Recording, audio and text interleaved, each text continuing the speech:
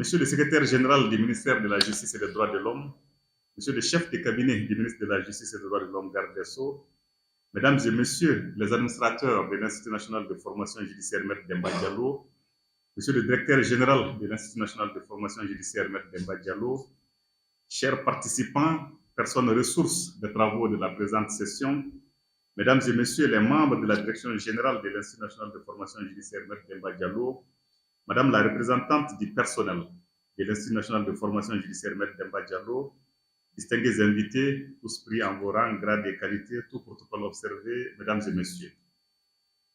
C'est avec un plaisir réitéré que je préside aujourd'hui la 14e session ordinaire du Conseil d'administration de l'Institut national de formation judiciaire, Maître Demba Diallo. À cette heureuse occasion, je voudrais vous souhaiter à toutes et à tous la chaleureuse et cordiale bienvenue et vous remercier de votre présence effective qui témoigne de votre engagement constant au service de notre prestigieuse institution, véritable creuset de l'excellence judiciaire de notre pays. Permettez-moi de saluer tout particulièrement les personnes ressources qui nous font l'honneur de se joindre à nos travaux. M'adressant à vous, je dirais que votre expertise et vos lumières seront précieuses pour la qualité et la pertinence de nos délibérations. Je pense notamment à M. le procureur général près la Cour d'appel de Mopti, dont l'implication dans la gestion de la maison de justice de Mopti, infrastructure délocalisée de l'Institut, est essentielle. Je salue également la présence des représentants de la Direction nationale de l'urbanisme et de l'entreprise Afrique Travaux, dont les interventions sur l'avancement des chantiers sont très attendues. Enfin, je voudrais adresser une salutation déférente et amicale à M. Alassane Diallo, membre sortant de notre conseil. Cher M. Diallo, bien que votre mandat au sein de ce conseil ait pris fin, votre expérience et votre attachement à l'Institut demeurent un capital inestimable. Vous êtes ici chez vous et votre présence en tant que personne ressource nous honore.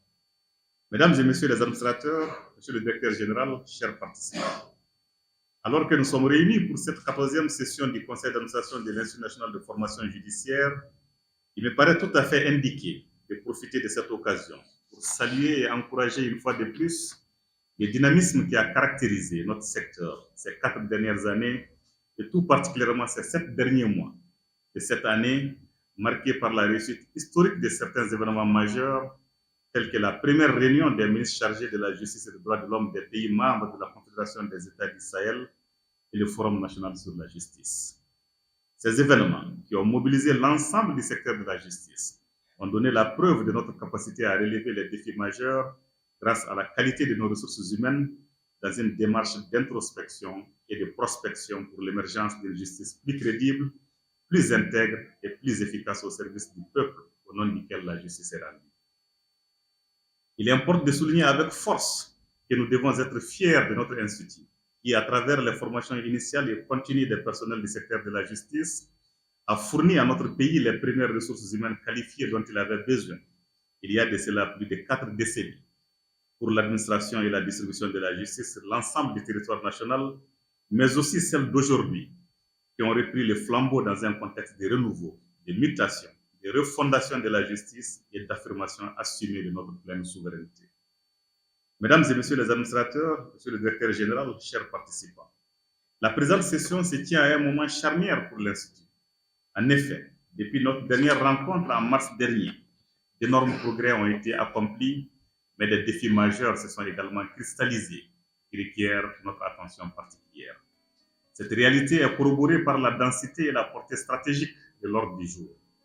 Il nous appelle à nous prononcer sur des questions qui engagent l'avenir immédiat de l'Institut, sa capacité à remplir ses missions et les conditions nécessaires à la formation des pensionnaires dans un cadre adéquat et épanouissant.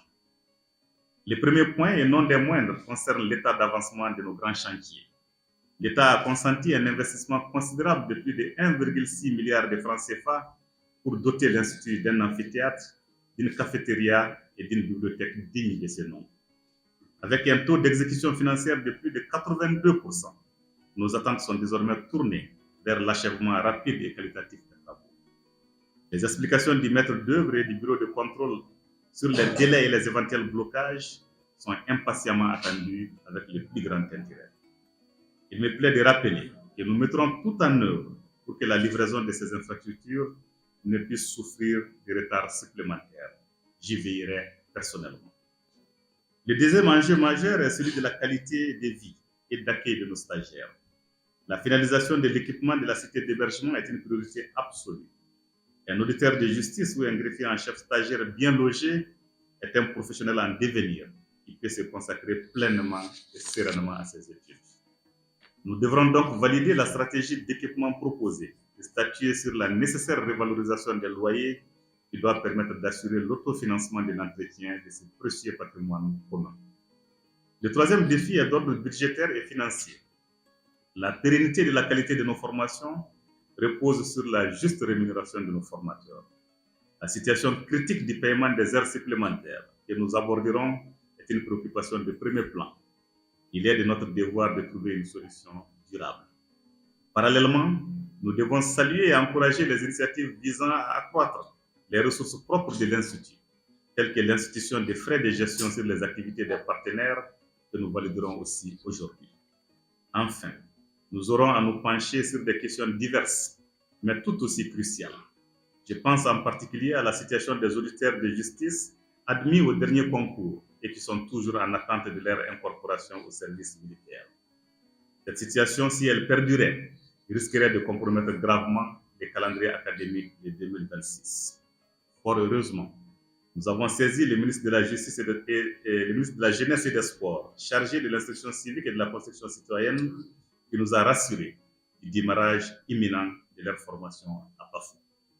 Mesdames et messieurs les administrateurs, monsieur le directeur général, chers participants, je voudrais saisir cette occasion pour féliciter monsieur le directeur général de l'Institut national de formation judiciaire pour la pertinence des questions qui ont été soumises à notre examen, ainsi que pour tous les efforts qu'il ne cesse de déployer pour la modernisation de l'Institut national de formation judiciaire et la qualité de ses offres de formation.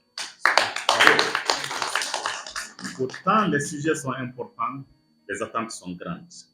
Je sais pouvoir compter sur votre sens élevé de responsabilité, votre hauteur de vue et votre esprit constructif pour mener des débats fructueux et prendre des décisions rationnelles pour le rayonnement de l'Institut national de formation judiciaire, Maître Demba Diallo. Tout en vous remerciant pour votre présence effective, je déclare ouverte la 14e session ordinaire du Conseil d'administration de l'Institut national de formation judiciaire et souhaite plein succès à nos travaux. Je vous remercie de votre attention.